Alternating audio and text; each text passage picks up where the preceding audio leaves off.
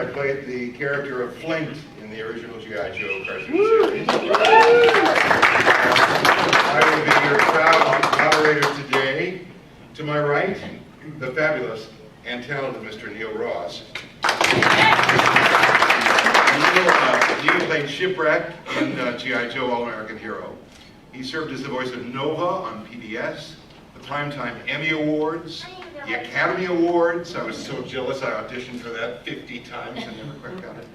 As well as voice roles in hundreds of narrations, commercials, and motion pictures, including Kung Fu Panda, Dick Tracy. I was also very jealous of that job that you got. Information at Neil Ross, NEILROSS.com. Ladies and gentlemen, Shipwreck. To his immediate right, Mr. Jerry Hauser. Now, in addition to sci-fi and numerous episodes of G.I. Joe, All-American Hero, and voice roles in Danger Rangers, Transformers, Aladdin, Goof Troop, he's well known for his on-camera role as Oski in the popular film The Summer of '42. Yeah, baby. Check him out at IMDb.com. Is there a Jerry Hauser.com? Some people are so famous that they don't want their... You know what, I should do that. One of these days. I've got the demand. It's under construction. Yeah, it's under construction. To Jerry's immediate right, the beautiful Mary McDonald Lewis, otherwise known as the voice of Lady J. My love interest, my wife is here today, so I can't go into that. There were sunscreen scenes on the roof of the G.I. Joe HQ, and so Mary and Flint. Mary played Lady J in about 52 episodes of G.I. Joe, the cartoon, as well as the voice of Lois Lane on Super Friends, the voice of OnStar. What was the warning if you said something bad to OnStar? What would you say?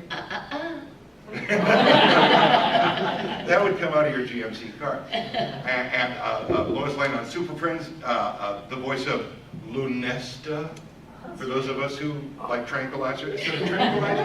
It's a horse tranquilizer. It's a horse tranquilizer. Yeah. Most people don't remember because Leo put them to sleep. I took 2 before we started. And so whenever you hear Lunesta on national television, that's Mary.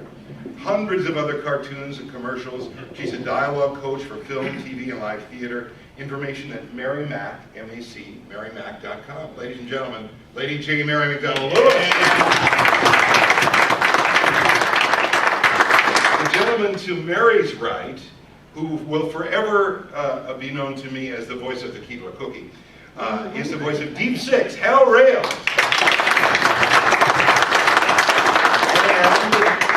On off days, Admiral Ledger in G.I. Joe as well. Yeah, baby. Very off course. He's an Emmy-nominated voice actor. I don't know. I'm not sure how. I always wanted to know how to get nominated. I didn't. Disney had nominated me. I didn't do it. Excellent. Good job. We'll nominate you. He was nominated for his performance as Rotten Ralph for Walt Disney Animation. Hal's voice is heard in hundreds of cartoons, commercials, films, and theme parks. Info at Hal Rail, R-A-Y-L-E, halrail.com. Ladies and gentlemen, Deep Six, Admiral Ledger. We left the great Keon Young for last because Keon was sometimes a Joe enemy, sometimes a Joe. Ladies and gentlemen, the voice of Storm Shadow Ninja Warrior, Keon Young.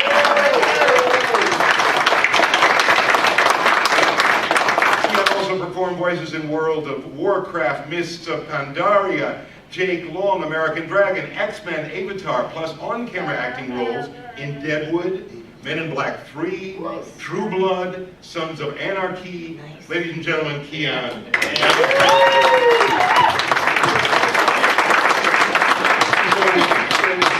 Just so we don't remain just pretty faces to you guys, we're going to do a brief voice revisit of our characters in a G.I. Joe mini-drama called What Are the Coordinates?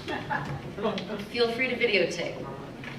It's actually a dramatization of us trying to find this This particular venue. Thank you.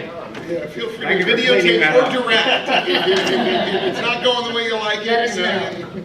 Yeah. He was it's anything like the old shows, we'll be here for 8 hours. Now, to explain that remark, we were all directed by the great Wally Burr. Yeah. Great guy.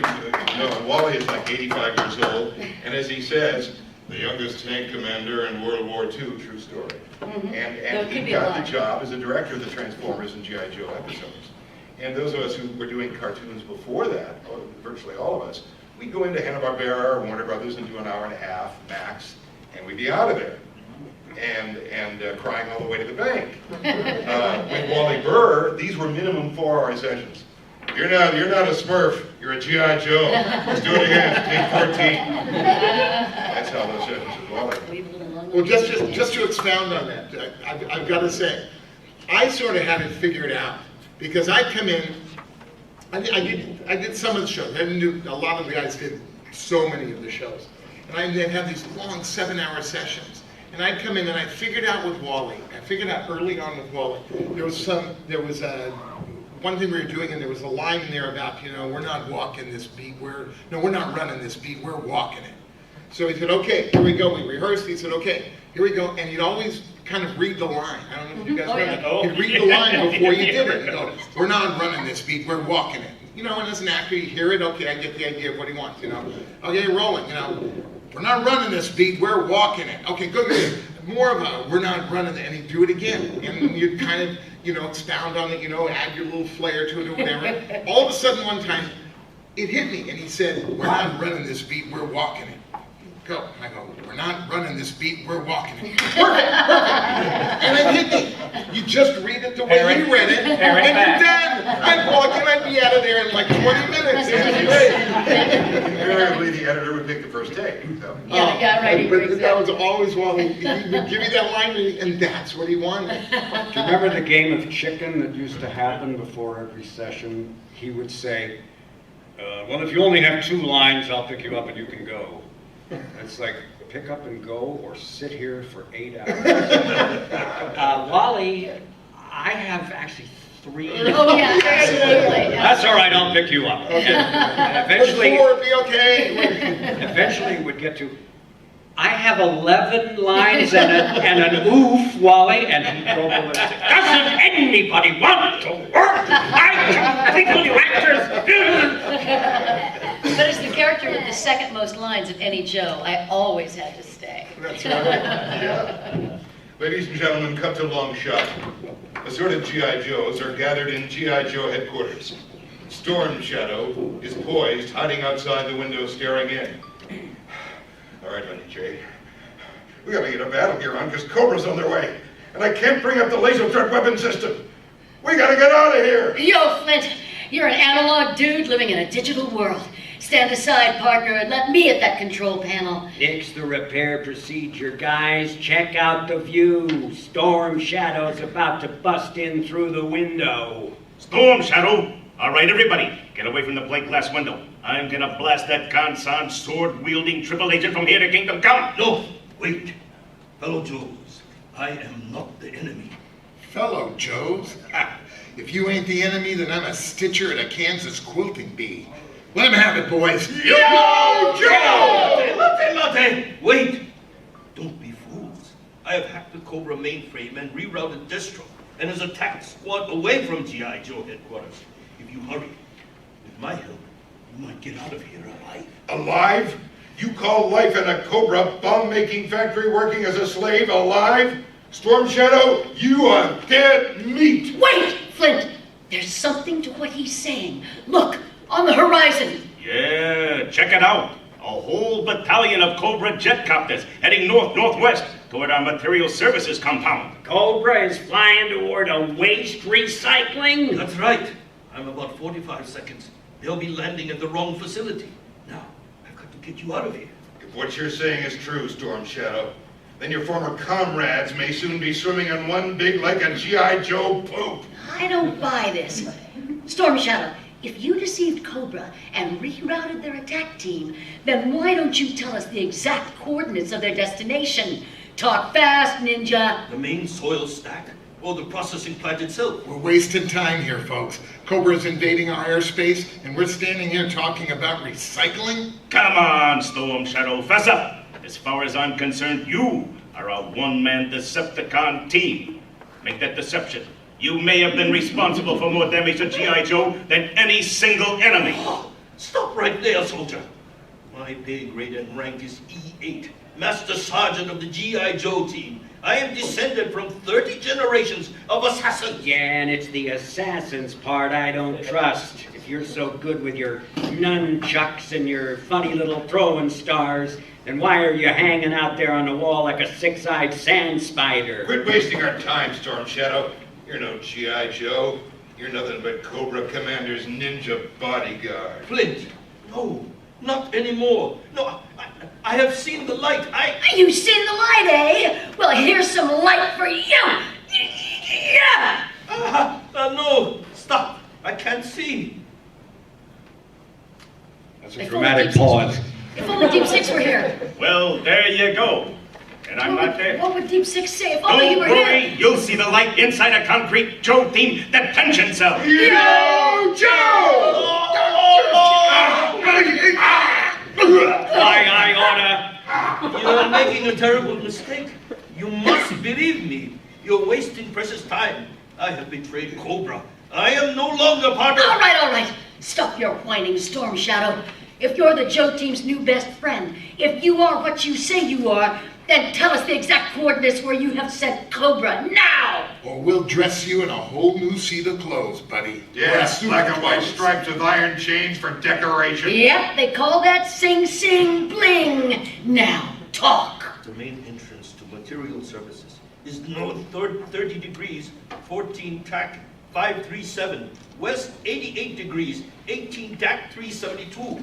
Sounds like home to me. Let's suit up, boys. We've got some headbanging to do. Don't forget the sunscreen. That was a whole different episode, partner. Round them up and head them out. Yo, Joe!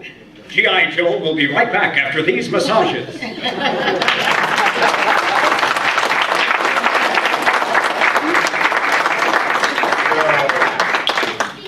So that's who we sound like on those funny VHS cassettes. I got most of my lines right. Excellent. So what we're going to do is I'm going to ask my buddies here a couple of questions, then we're going to turn it over to you guys. And afterward, I got Sharpies, and we're happy to sign whatever you got. And a couple people got things to sell. I have a lot just on the other side of the Brooklyn Bridge. My first question is to the great Mary McDonald Lewis, Lady Jane. Tell us about the audition process for the cartoon. Yeah, boy, what a day. And I bet the guys remember that audition process as well. We didn't have to take our clothes off. Feel it! You didn't have to? Damn you, Wally. He was much younger then. So was Yeah, Wally had a casting futon. He was ahead of casting waterbed. So I was, I was still very new to the business, and we were the casting was on Burbank. No, it was on. Going West. It was on Cahuenga West, exactly.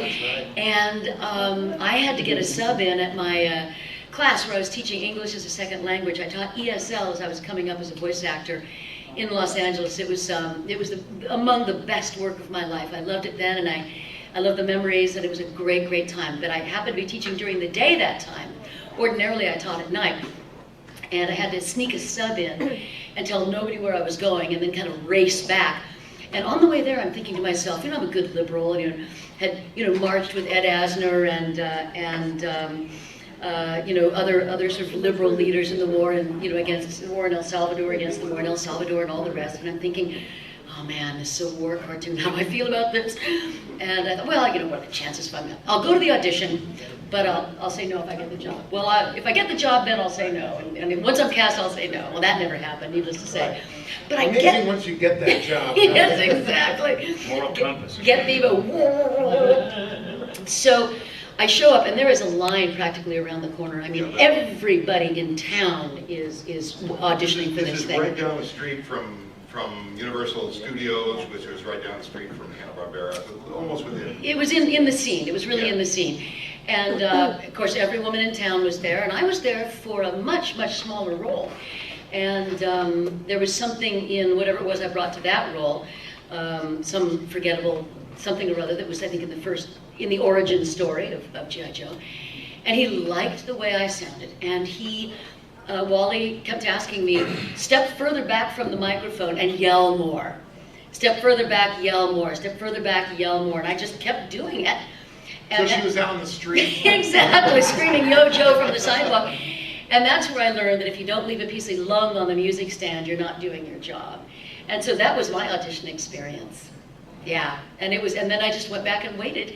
And I didn't know, none of us knew really, that in some way our lives were about to change.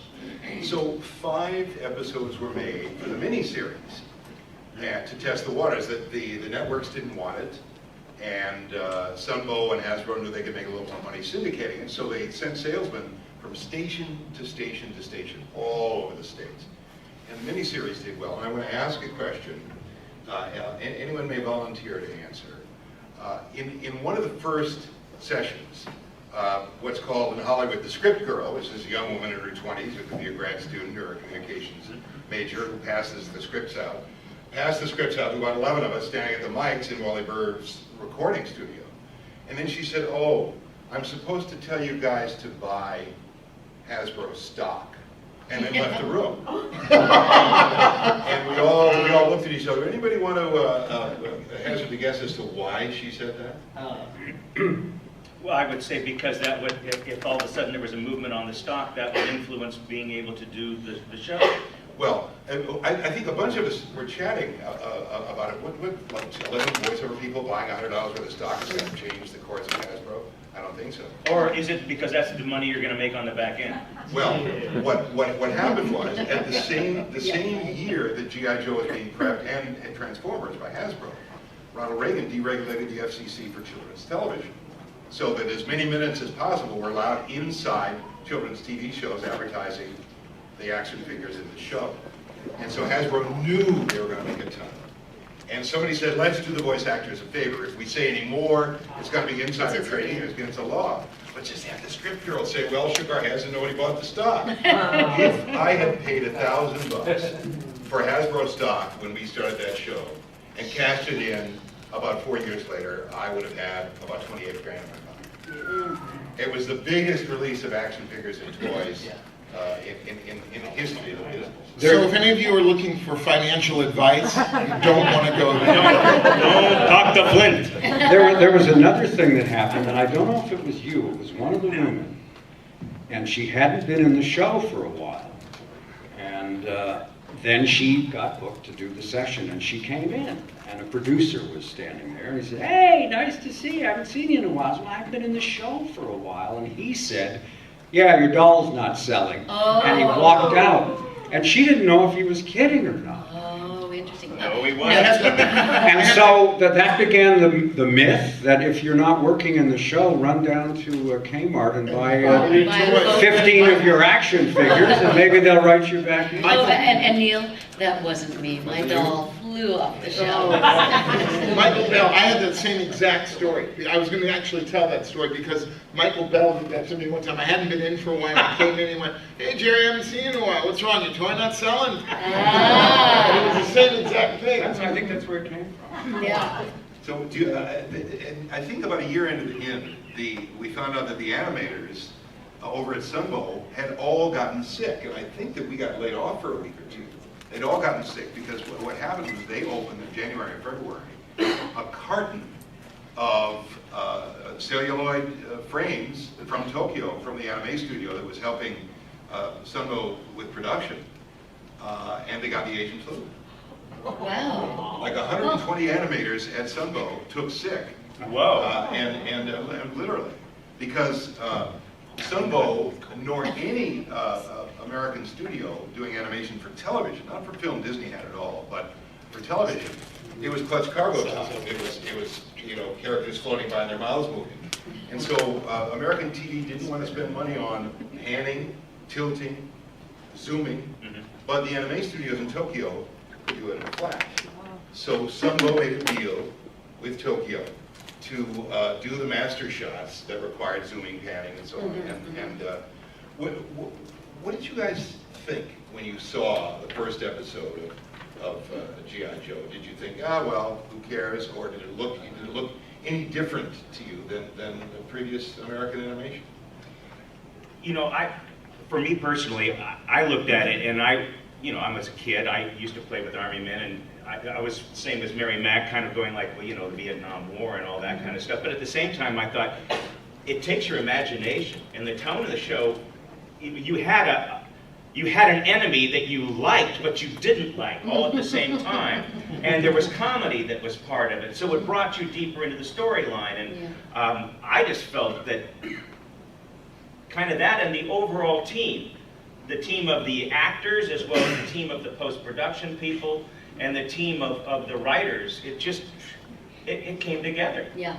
Keon, That's right. tell us, so your characters, I had to go on I was going to say WikiLeaks, but that's a different site. I had to go on Wikipedia for Keon's character.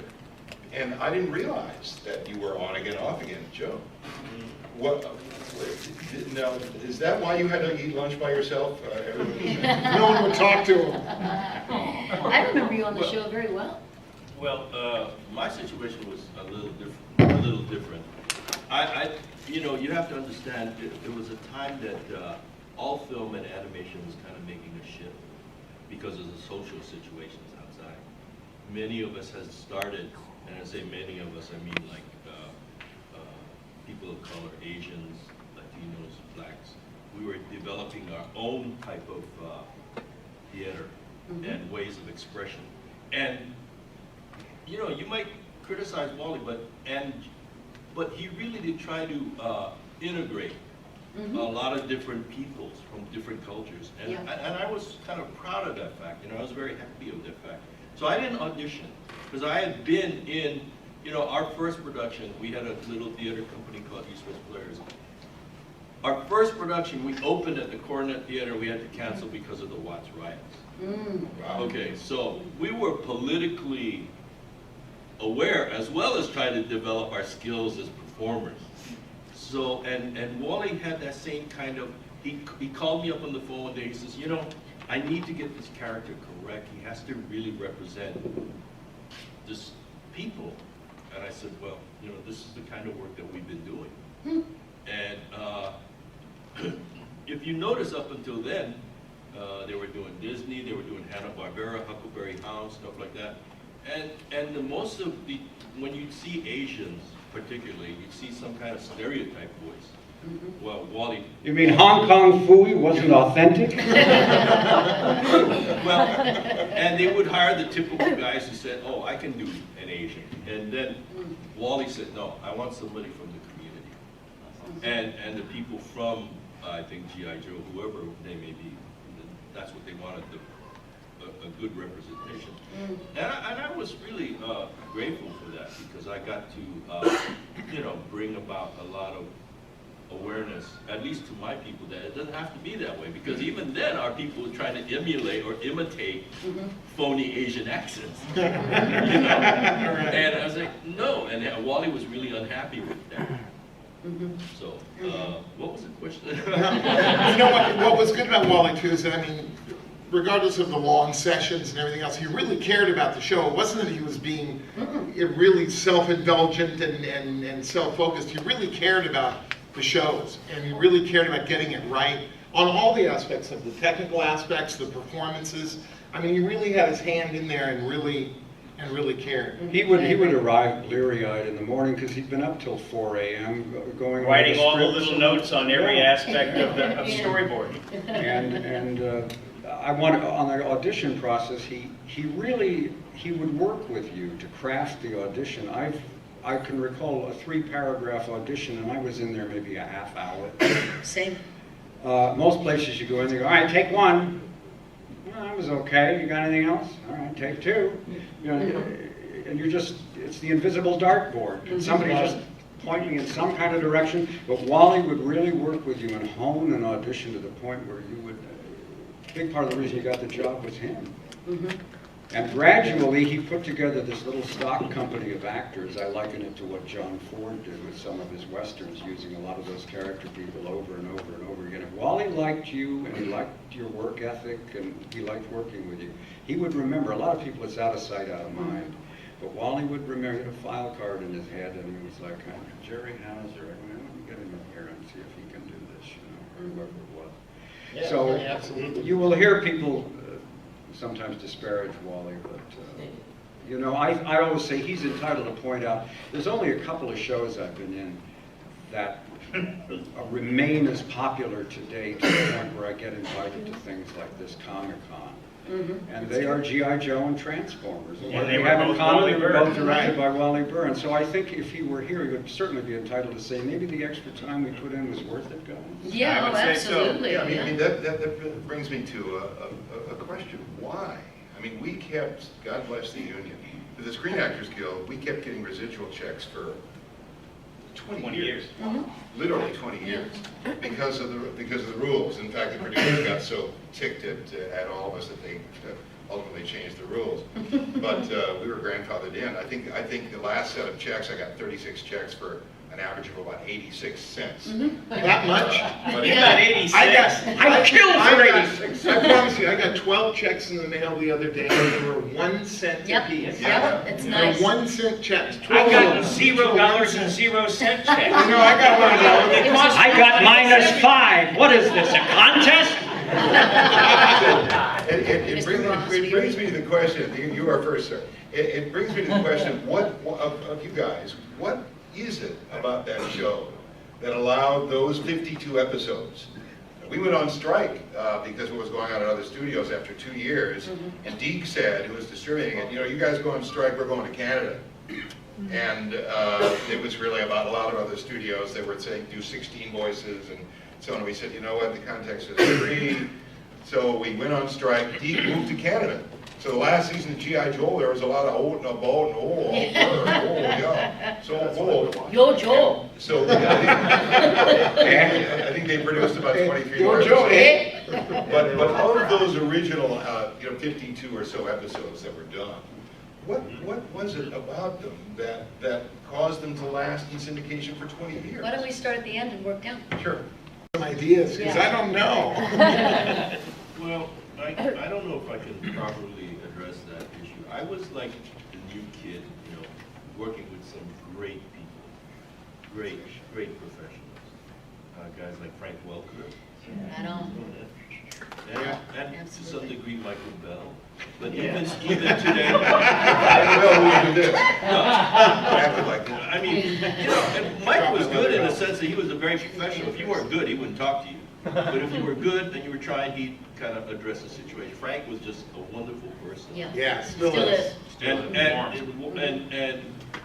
I think that Wally got together a group of great actors as well. He had, I don't know if you know Kenny Holliday, but I had seen Kelly Holliday on Broadway, and he was just a fine actor. Yeah. And Arthur Burkhart, same. Arthur Burkhart the same. And I guess, Wally's attention of, demand to just perfect it. I mean, maybe that's the reason why. Yeah, I don't know. I agree. I'm going to jump in.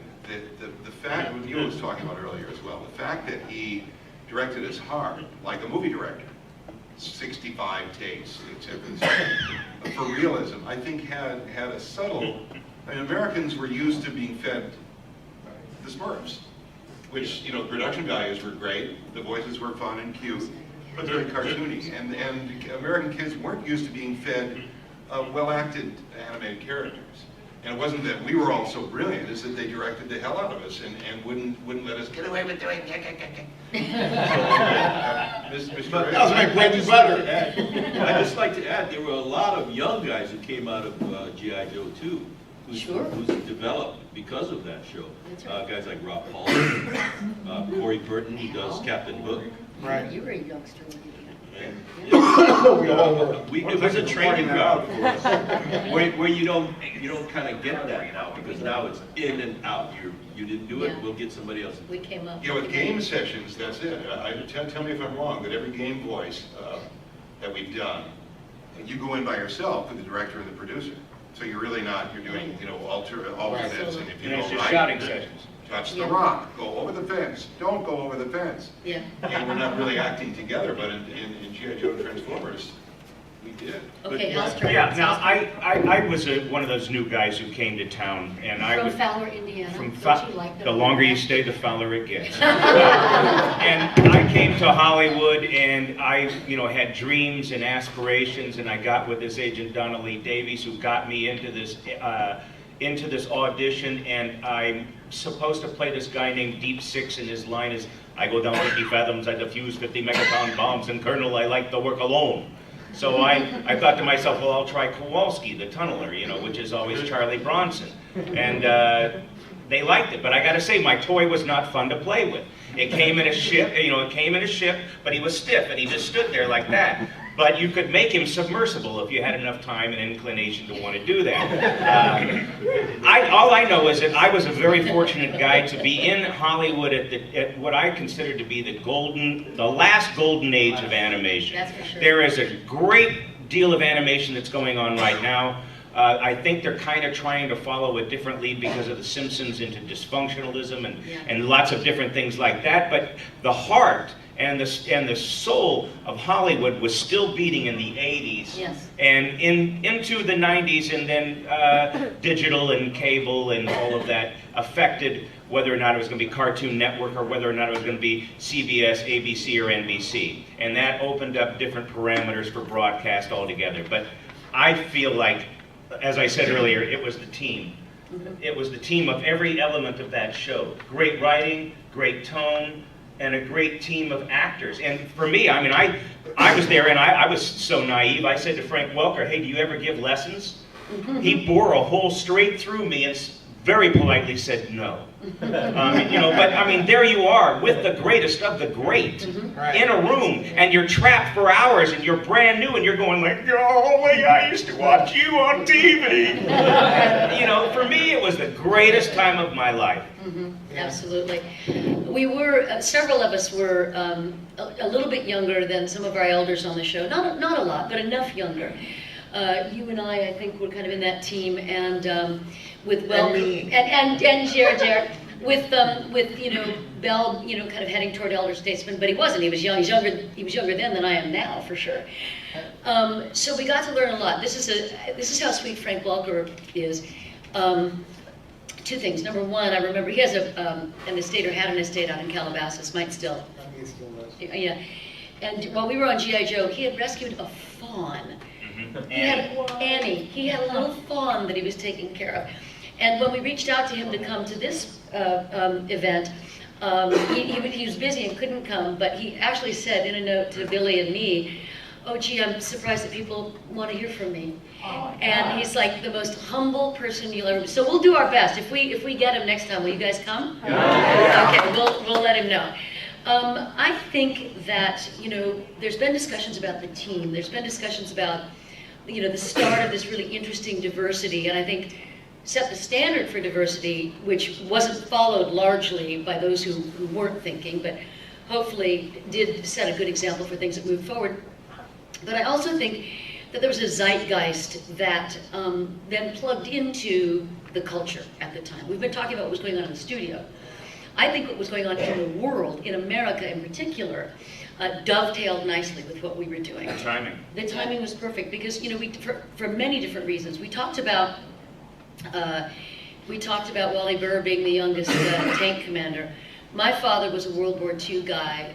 Some of our parents were World War II guys, or the older uncles of the family, or aunts. In some cases, the grandparents, but for most of us, it was our fathers and mothers who were World War II generation. This was obviously a military setting, and it was a good war. And what came out of G.I. Joe, this was a good war that we were fighting. And so there was no ambiguity. It also, and so I think that there was some sense of longing for justice from a generation. You know, I'm born less than 10 years after World War II ended, for God's sakes, you know, so I know, right? But that was still in the air. How could it not be still in the air? much closer then to World War II than we are from Vietnam now, for purposes of reference, closer to Gulf War the first. So we weren't very far out. And then the other thing was working parents and specifically working moms. I can't tell you how many of our friends, which is what we consider you guys to be, who've come up and told us that we help take care of them after school. And I think that was an important part of it as well. So that's what I would say. You know, I want to add that before we go to Jerry. The fact that there was such a huge rollout of articulated G.I. Joe characters, and so many of them, that they were so attractive to kids to play with, and that at first you could only see the show once a week, and then later you could see it once a day, or often your parents would allow you to watch the VHS. But wasn't like gaming, it wasn't 24/7. So when you couldn't watch the show, you could play with the action figures. Oh, that's true, yeah. And the action figures were the most sophisticated at the time. At JoeCon, a guy had made really wonderful, because they were articulated and had Phillips screws in their joints.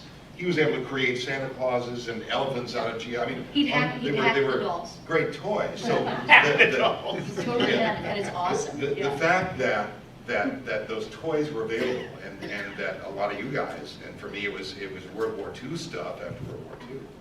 It had a deep emotional resonance to see it on screen and watch the television show, and then to actively play.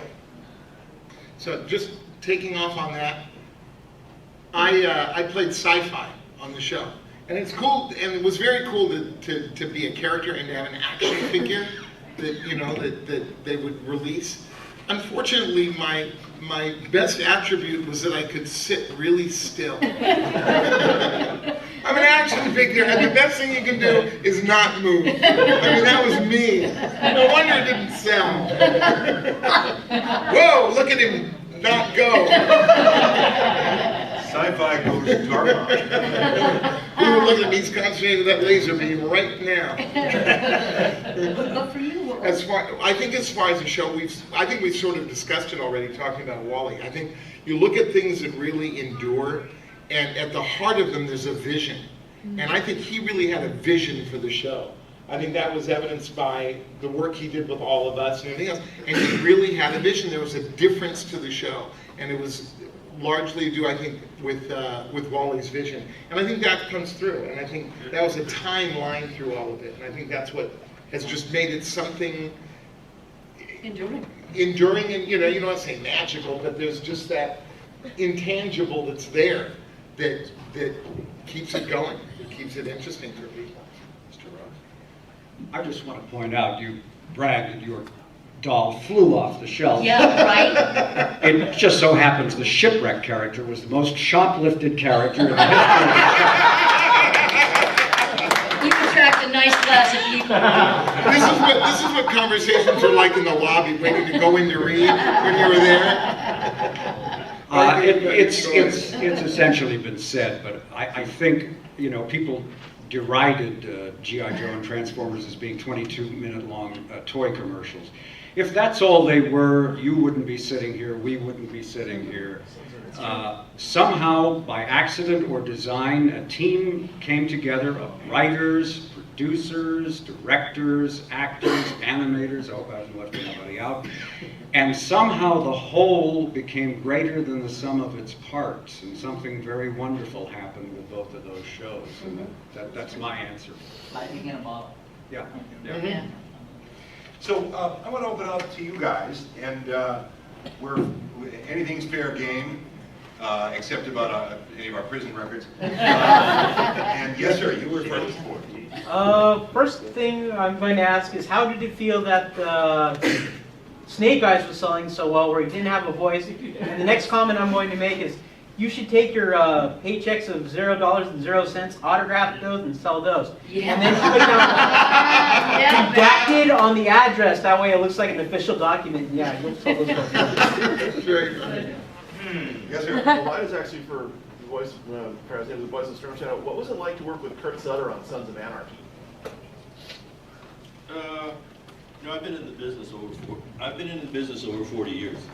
And when you last that long, you can work with anybody. I mean, I worked with Billy Wilder, Francis Ford Coppola. Kurt was not I mean, you know, those were guys that knew what they wanted to do, you know. I was just So impression that Kurt Sutter was like a twisted genius. he is, but I mean, like I said, I work with Billy Wilder, Oh, yeah. you know, and so it's like I felt, you know, we're been in the business long enough. That's what we do. We work with people. You know, and that's a great thing that somebody like Frank Welker did teach me, that you could be a good guy and work in the business. That's true. You don't have to be a jerk, you know? And Frank taught me that. I mean, Frank, when I first met Frank, he says, do you have an agent? I said, no, not really. And he says, I'll introduce you to my agent. And it's like unheard of in those days, you know? From Frank Welker, I said, well, Frank, I don't think I'm worthy of it right now. But I mean, I can work with anybody, and I think we all can. We're professionals, you know. You can send me to the middle of India, I can work. And that's the difference between, you know, professional and not professional. I heard a great definition of professional and amateur.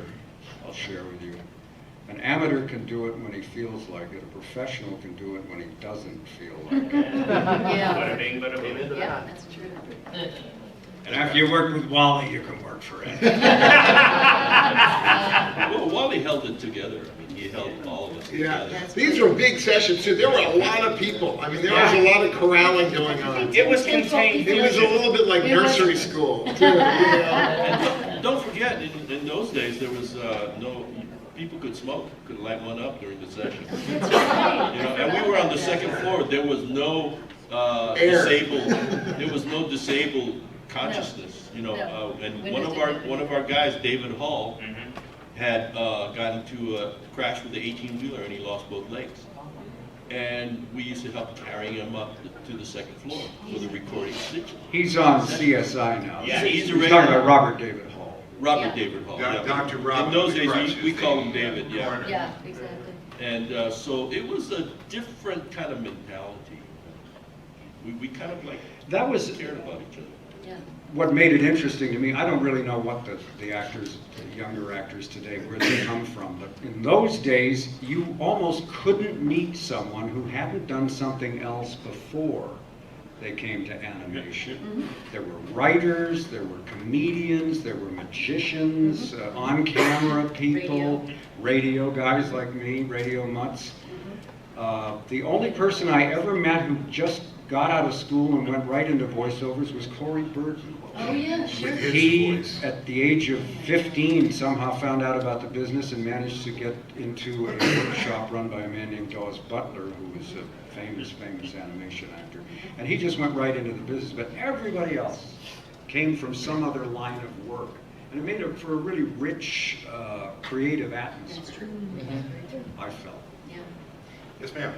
I wanted to share, a few years ago, we were at BotCon, and they had a Transformer BotCon convention, and there they had a panel similar to this, and for about 9 or 10 voice actors, Peter Cullen was there, and we got a rare glimpse of seeing Wally Bird direct live.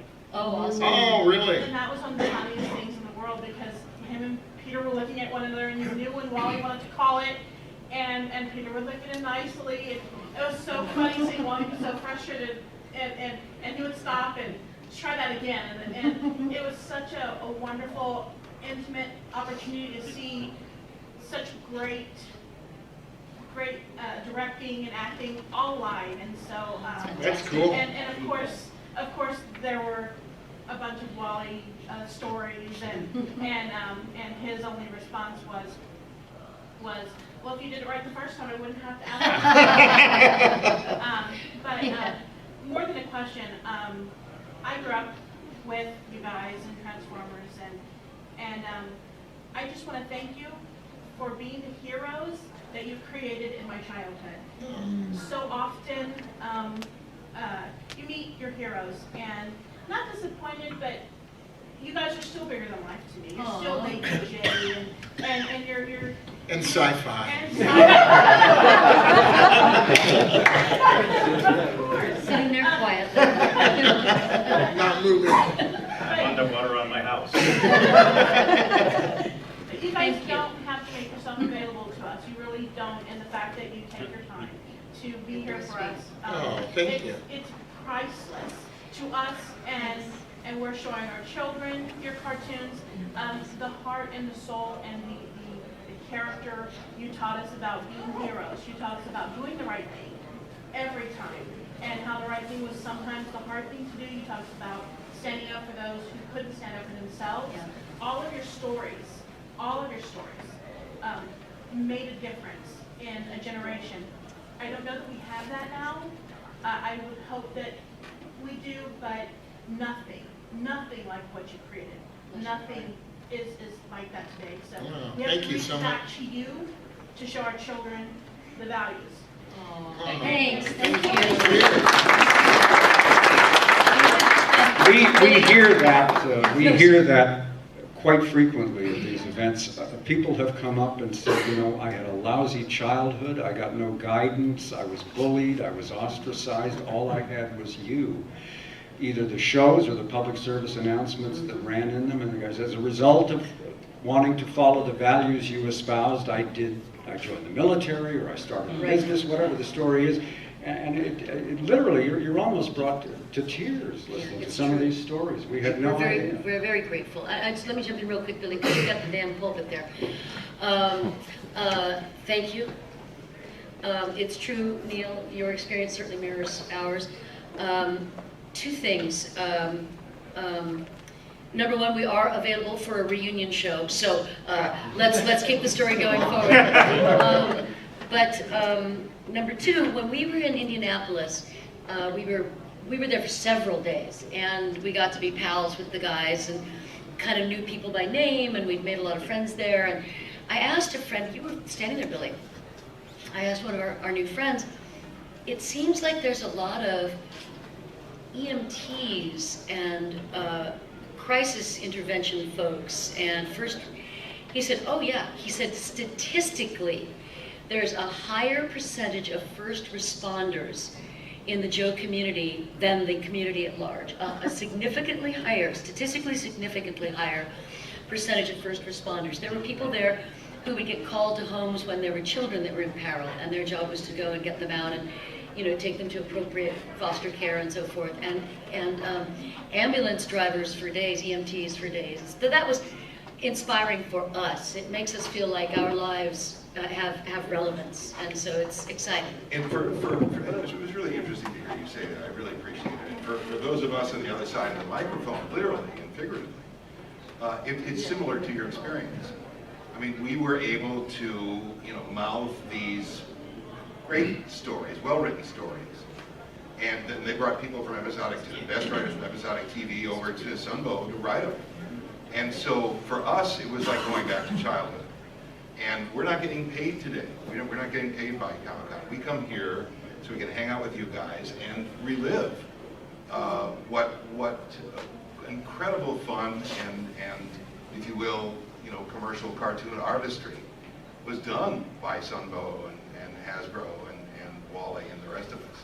So that there's a I think that's what we all share from this side of the mic to you guys, is that I don't think any of us could be in the business without sort of childlike love of television.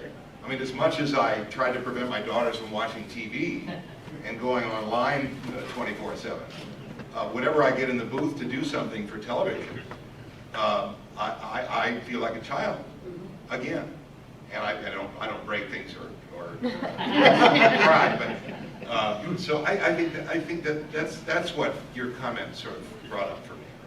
There was one way over here. I just want to say thank you. I think everyone else feels here. Such a huge part of our childhoods, but specifically the diversity aspect of it. I know me, being an Asian American kid that grew up in California in a neighborhood full of white kids, it was very gratifying that, well, just to preface it, whenever they came over, it's always snowing. Why does your house always smell? So they gotta take our shoes off, all that kind of stuff. And then we're playing G.I. Joes, we lay every single one out. Every single white kid was fighting over the Storm Shadow figure. Because I'm like, when you go to Storm Shadow's house, you have to take your shoes off too. One of the things I was curious about, I know it doesn't really capture the magic that you created, but has everybody seen the latest G.I. Joe movies and what do you think about it? Correct. The live action? Yeah. Billy and I saw them while we were in Indianapolis. We went with all the fans. It was premiering at that time. And one of the things I really appreciated about Lady J, as she was drawn originally, some of you may think I look like her a little bit, which is an odd thing, isn't it? But she wasn't fetishized, right? So she wasn't just all, pardon my French, but sort of tits and ass, and kind of a fetishistic, false image of what it means to be a female soldier. She was also the first short-haired female hero figure, action figure, and one of very few actually that had short hair. But you can't brush it. That's exactly right. My memoir is actually going to be called 101 Pixie Cuts. So, so it's disappointing to see, in terms of tired female tropes. It's disappointing to see Lady J kind of fall into those boring mainstream perceptions of totemized femininity. And I guess the main thing I would say is that in 30 years there won't be cons around those movies, but there will still be cons around the cartoon show. Yeah. Gentleman in the Wolverine. Yeah, so you guys were talking about the toys, so between like G.I. Joe and Transformers, like, do you guys ever have a rivalry with some of the guys in that cast? And if so, what were like some of the best, like, trash talking instances? There are many of the same actors. Yeah. There are Did you trash talk with yourself? There are seamy hard R connections between G.I. Joe and Transformers. Flint and Lady J apparently had an illegitimate child Yeah, it's true. who was featured in Transformers.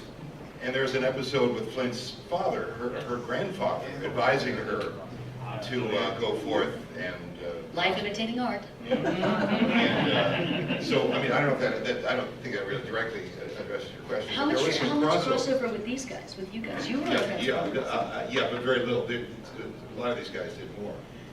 Yeah, I was in both shows, were you? Yeah, Yeah, you were in both shows. I was in both. Yeah, there were a lot of the same actors, and the two shows were working concurrently. I know this because I'm writing a book, and I saved all my appointment books, and I went, wow, I was doing G.I. Joe, Transformers, and Voltron more or less at the same time. I got to a point where I had to carry a tape recorder around with all my characters. I'd sit in the parking lot and say, all right, this is what I'm going to do here. This was a cassette, right? Yeah. I had a reel-to-reel on the front seat. I hadn't, until I looked at those books, I'd kind of forgotten. Yeah, they were running concurrently, so it was, sometimes you didn't know which show you were doing. And I think they're the same writers, Yeah. same stable of writers, same stable of actors. Speaking of writers, before I forget, there's nobody up here to represent them, but a huge, huge shout out to the men and women who face the most frightening sight in the world, and that is the blank page. Yeah, right on. A lot of actors are guilty of thinking the script falls out of the ceiling 5 minutes before the session starts, but somebody has to sit there and swat that stuff out. And a lot of the enjoyment you had as a result of those men and women, and we just interpreted what they wrote. Mm-hmm. It's true. I got a question for Sci-Fi. Uh-oh. You did an episode with Sergeant Slaughter where you went to a comic book convention. Question is about your uniform and his uniform. How have comic conventions changed since that episode and now? Well, I'll be honest with you, I have not done this a lot. This is one of the first panels I've been on. So this is sort of like my first panel. Not my, okay, this is my first panel. Let's get the war going, everybody. We'll be gentle. Let the hazing So begin. I can't.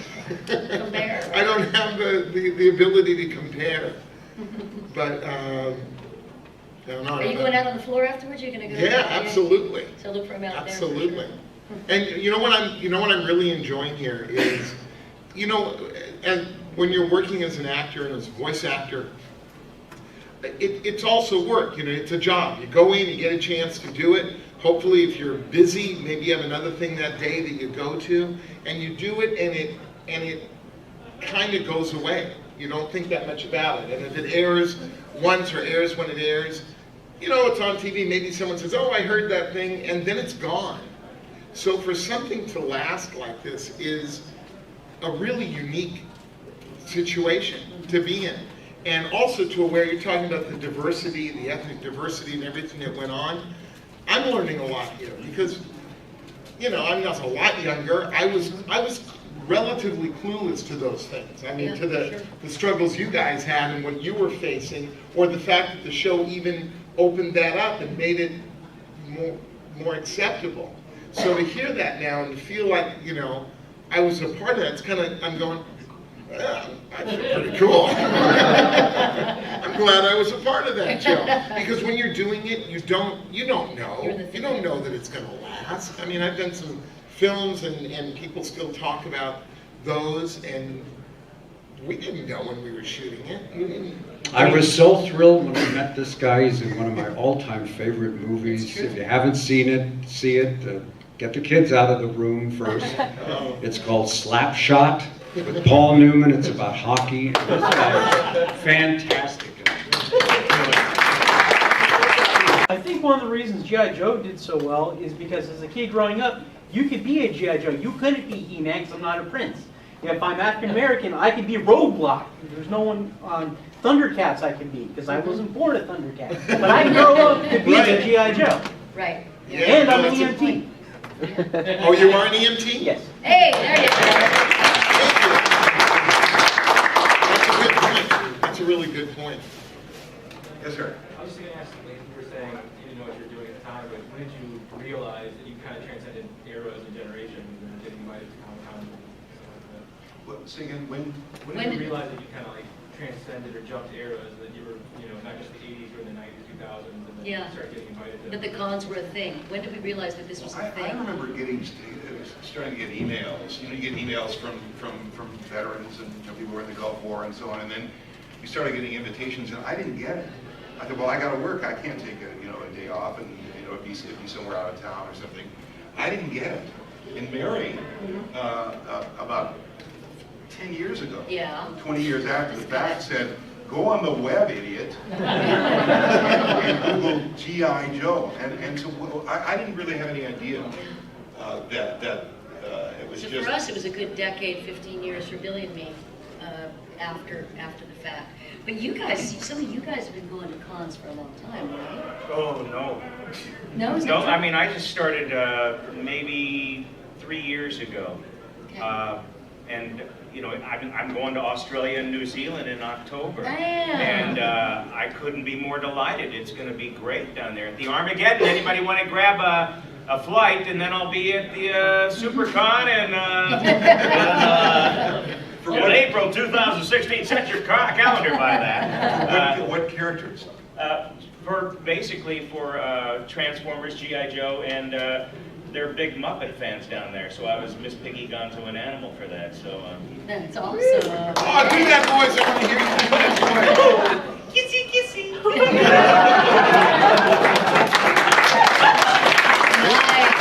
You know, I gotta say too, as an actor and being around all these people, you talked about Frank and these different people, it's really cool. I mean, you go into these sessions. I was delighted. I had the chance to do, if you guys remember the Flintstones, they had these things where Pebbles and Bam Bam had grown up, and now they got married. And so I did the voice of Bam Bam when they were married. We did these 2 different movies. I'm over at Hanna-Barbera, and I'm in the studio, and I hear this, hey, Bonnie! You know, you close your eyes, and there's the voice, and you open up, and there's the guy that did it. You know, and Wilma Jean Vanderhorn, Yeah, she sure. was there doing, you know, the Frank, and that was I grew up listening to that. So I find it's as delightful. I mean, I loved hearing you just do that voice. You know, and it's as delightful. Hanna-Barbera was truly a great vestige of some of the old radio icons that we still have. Yeah, John Stevenson. Yeah, great people. Played Mr. Slate. Oh! But it's really delightful. I mean, I just... Yes, ma'am.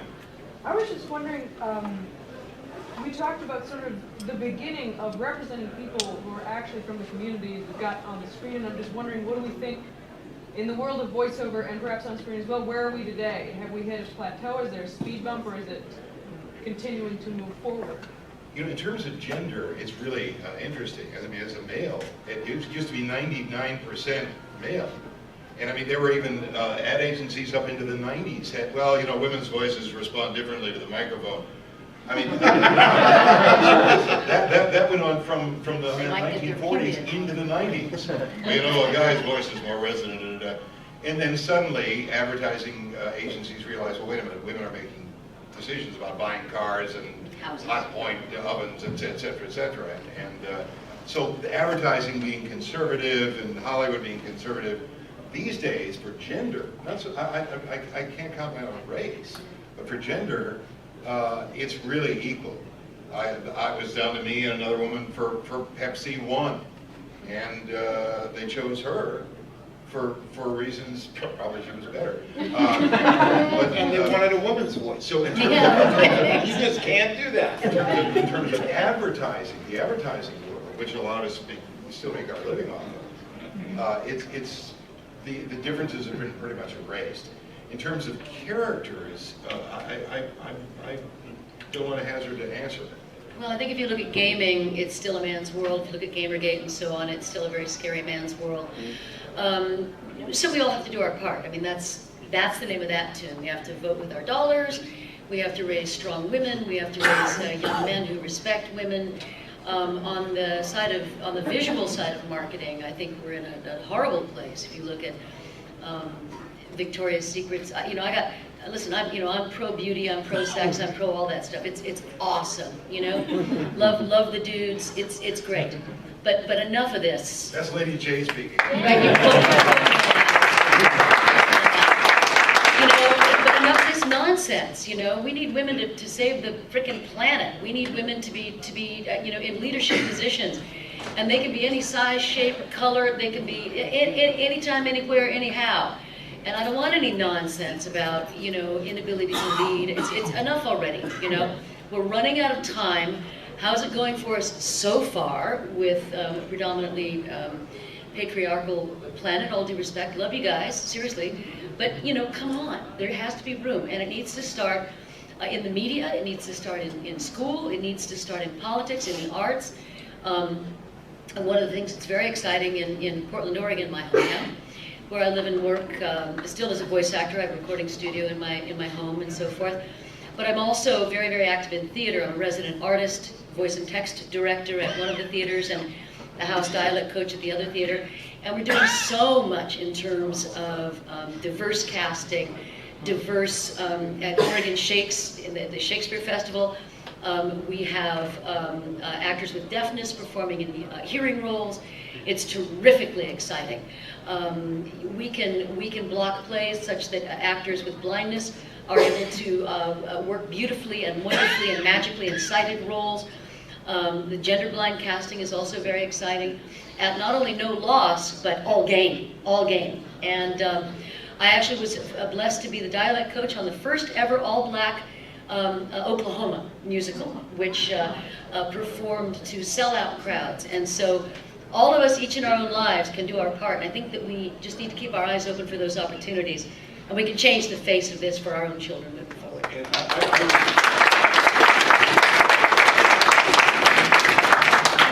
Looking at the marketplace and the motives of the merchandisers, Hasbro, Mattel, etc., I still remain a cynic. I know that Ruth Handler at Mattel was a liberal and so on, but as far as racial diversity in Barbie dolls, I think 99% of that was driven by the idea of sales. And I'm going to have to venture the same thing about Hasbro, that I doubt very much in 1983 or even today there are very many people that any Hollywood production companies or toy-making companies that give a crap about anything other than the bottom line. And that's what we're up against. That's what people who feel that representing what America looks like on television, the screen, and the toy shelves and so on is important. I think what we're up against is essentially companies that say, well, that's all very well and good, but if the stock doesn't maintain itself or go up, I'm out of a job. Right. So I look at it's a commercial business, and it's and the business is in a war to survive right now. Right, and Mary's talking about a world that's very dear to a number of us, theater. which hundreds of people go to, while tens of millions of people watch television. So I am none too hopeful about, except taking journeys like Mary's talking about, political pressure and so on like that. But I've never been, my dad was in advertising, I was a lucky kid. And he said, there's no accounting for quality in television, kid. That's when Fearless Fosdick was canceled and I was sobbing. What do you mean? What does that mean? He said, son, you and I are viewers, we're for sale. And if the network can't sell enough of us to the advertiser, they cancel the show. And so literally from age 5, I've sort of had a sense of, well, that's where TV is at. And so any time there is a sense that, it's created by people who have an interest in making it look like the world actually looks, that's a plus and a gift. How to make that happen is probably the route that Mary's talking about. I think that we have to travel 2 roads for us. One is we have to fight for openness and what is real versus what is fake. But on the other hand, we also have to travel in the same path with developing skill. And it takes skill to do this type of work. Animation, I'm sorry to say it, to me, and I've been in all phases of the industry, I think it's one of the tightest core group of people to get into. Sure. I mean, we protect because we know how hard that struggle is to get there, And one thing, I'm gonna bring Frank Welker again, because Frank just taught me something. Just, the first day I met him, we were on the set and they said, Frank, we got a rocking chair here. And Frank said, is it antique? Is it wood? And he gave you 5, 6 different versions of that creaking of the rocking chair. I said, I think I better quit right now. I said, I'll never be this good. And Frank would say, keep working, keep working. And I think, so yes, yeah, there's more, there's an openness now, there's dialogue, there's terminology, but still yet on our behalf, we have to develop skills. We have to work on our, professional side. Yeah. Just to add to your Frank Welker story, I know there's like the Frank Welker show, because he was just remarkable. He was remarkable. Yeah, he was remarkable with sound effects. He was remarkable with voices. There was this one episode of Simon and Simon, if you remember that TV show, that I did. And we were doing some ADO, doing some looping on it, and they brought Frank in because we're at an aquarium and there are these dolphins, right? And they say, oh, Frank, we need a sound for the dolphin, for the one over there. And he goes, okay, male or female? And they said, let's hear them. And one sounded like a male and one sounded like a female. I mean, amazing, amazing. Before I forget, I want to ask Mr. Ross about, if you don't mind, sir, about your book. Can you tell us a little bit about what you're doing? Well, I'm on page 250, and Okay. I figure I got another 100 at least, and that's it. It's called Here He Comes, Where's He Going? Which was the first thing I ever said that was audible in a movie, and it's my life in radio and ultimately voiceovers, and we'll see. It was supposed to be a monologue, and I got out of hand. I want to point out, speaking of diversity, I know you didn't want me to mention this, but Bill and I are striking a blow for diversity. We're soon going to be appearing in the first all-white production of Porgy and Bess. And gender blind as well. Hope you'll all come. You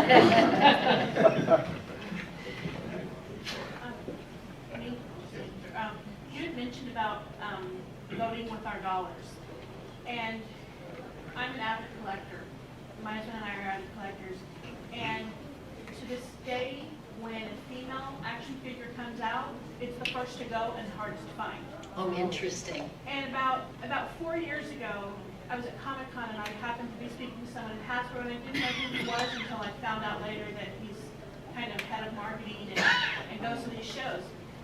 And I was really letting him have it about where are the female action figures? Why aren't we seeing more of this? And I said, I don't know if you guys have tunnel vision or not, but the average collector is female now. I mean, than men. Wow. And I said, we need to see more female. And he says, well, actually, the female characters don't sell. I said, have you been in a Toys R Us recently? Because they're disappearing. And if they're sitting somewhere, you need to tell us where they are, because we're not finding them. You know, was that Kirk Bozigian? Yes. Yes. The Hasbro, which sponsors G.I. Joe Con every year, comes out with a beautiful limited edition set for that event every year, and that's really about all that G.I. Joe types. Yeah. And so whoever is in charge at Hasbro of that is the one that lay the hammer down on, because they're just sort of making these random characters. They're not really collectibles per se, are they? I mean, they're beautifully done. You want to look at the box and so on, but they're just sort of what they think is going to, sell. And all right, they're paying $250 here. There you go. But I'm assuming there's a lot of room for people to make. They're making decisions, artistic decisions. What do we do? I don't know. A green, blue, gun, hammer. I mean, sort of random. I looked at this box, beautifully done. But there's obviously gun hammer. I don't think that the toy makers are communicating with the people that are actually collecting. Like I said, if a female character comes out, it literally is gone. And I think that we're all looking for that. The female collectors are looking for that representation. And we're being overlooked, and we're a big part. We're all making our own money now. We get to decide if we're going to buy a house. And I was on the Skype for like 45 minutes, and finally my husband goes, "Can we go to the?" Hey, listen, you get that hashtag campaign going. We'll all retweet that. Yeah, I'm just on top of it. There needs to be, yeah. Good. what's hashtag? Good idea. What should be hashtag? What? No, I'm going to take that today. Hashtag. We'll talk. We'll come up with a handle. Hashtag more women in Joe's. More women in Joe's. Yeah, hashtag more women in Hashtag Joe's. more women That in works. Joe's. Yeah. Excellent. Yeah. Good. More women in Joe's. I'll waive my royalties for that one. All royalties. It's just a hashtag. Easy, man. Yes, sir. One thing, I know you mentioned this earlier about certain characters sell more. I know your character Gwen and like Beachhead and Falcon were great characters of me as a childhood to make my own characters. I mean, the tunnel rat guy, I would take this guy's pants, this guy's shirt. So if you make a female character, make her compatible enough where I can take her apart and make a dozen of my own characters too. There you go. Because then you'll have those characters can turn into a dozen more that they didn't anticipate. That's we had right. an interesting conversation with a bunch of people at JoeCon, in which they said, and thank goodness Scarlett and Duke are not here to hear this. They said, we're glad you guys are here, because we knew that when Flint and Lady J were on screen, something was going to happen. There was going to be action. But when Duke and Scarlett were on screen, for some reason the writers felt this way. They would just sort of chat. I don't know if they had tea or not. But and I looked at the character Flint and I realized this guy's a straight arrow. He's almost a tabula rasa. There wasn't a whole lot of, he was just a straight ahead, business-oriented guy, upon which kids could add layers of story. Yes, sir. I was just wondering, you mentioned the possibility of a reunion with several of the voice actors. Has anyone thought about maybe a Robot Chicken themed episode of G.I. Joe? You know, Seth Green was a big G.I. Joe fan. I've heard several of you on the show previously. Yeah, and he still is. So we should pressure. Speaking of pressure, Yeah, baby. pressure Seth Green for entire, because he's a collector, and he uses his collection on that show. We could totally do a reunion though, because listening to these guys, and this is a concern that we all have as voice actors. Are our voices still, quote, young, unquote? Are they still, and listening to these guys, like they sound just the same, don't they, as they always did? So we could totally do that. As long as they don't show us on camera, we can. I agree. All that, just sit there. You're in good shape, man. You're better I'm now. down 5 feet. I work on my shoes. Any other questions, folks? Yes, sir. One thing. the problem is with Hasbro is, again, that he's paid that dollar. And the sad part is, we all lose out, because what they think of as dollar, it just casts a bad shadow on the real stuff, the real. Yeah. They tried G.I. Joe recently with Renegade or what have you. It just wasn't there. The acting, I feel bad because the voice actors brought their stuff. The artists tried, everybody tried, but it was just a poor market attempt to try to sell the figures. In that case, Right. it was Cynical. Right. Yeah. Well, Whereas, I think the good news is, how many have been to JoeCon? JoeCon goes around the country. I don't know what the last one was, but it's, did you enjoy it? Yeah. The good news is, JoeCon makes enough noise and attracts enough collectors, so that Hasbro puts money into it every year. And they do this, the special box collection and so on. And they're not doing it out of love. They're doing it because there are people who are there going to buy stuff, and they want their name out there, and enough people show up. So that, and JoeCon was it? Were you satisfied? You fought for your buck? Yeah. It's worth it. It's all collectors and a lot of cosplay, Enthusiasts. and it was a gas. Yeah.